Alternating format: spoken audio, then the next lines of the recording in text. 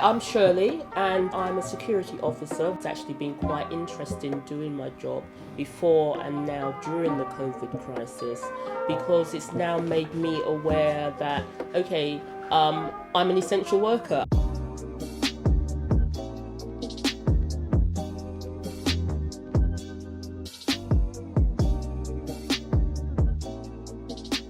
I never really saw myself as an essential worker. When COVID started and I was still going to work and getting on the train and things like that, I used to feel kind of a bit guilty, because it was like, am I an essential worker? I don't work for the National Health, I'm not police, I'm not fire.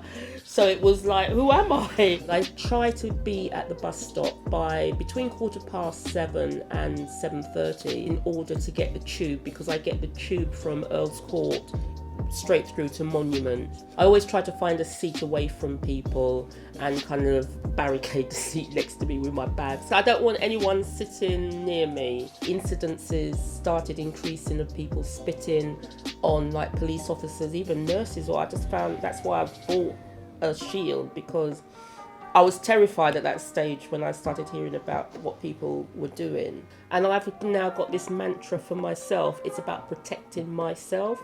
So one of the things I always make sure I have on is my gloves if I'm on public transportation.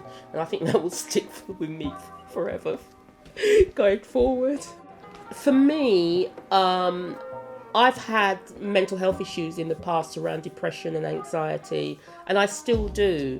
And the biggest cause of my anxiety is when I can't work to take care of my bills and my responsibilities. That really stresses me. So when my employer and the client said that I was still needed, I actually felt a sense of relief, and I actually felt quite privileged, because I was able to go out. I was able to shop, because it's right. I have a Tesco's right next door to me. It's in the city, so I had various things that were still operating at the time. So I actually felt quite blessed, really. I don't necessarily view my job differently, but I do view people differently, because the great thing to me is the people who are out here going to work. And it's not just the nurses and the doctors, but cleaners. And people never think of what's happening in the background of all the facilities that they use. The most important lesson that the world can learn is that we as men, women, as human beings on this earth, we do not decide everything. There is a force much greater than us, whatever you want to call it, God, nature, whatever.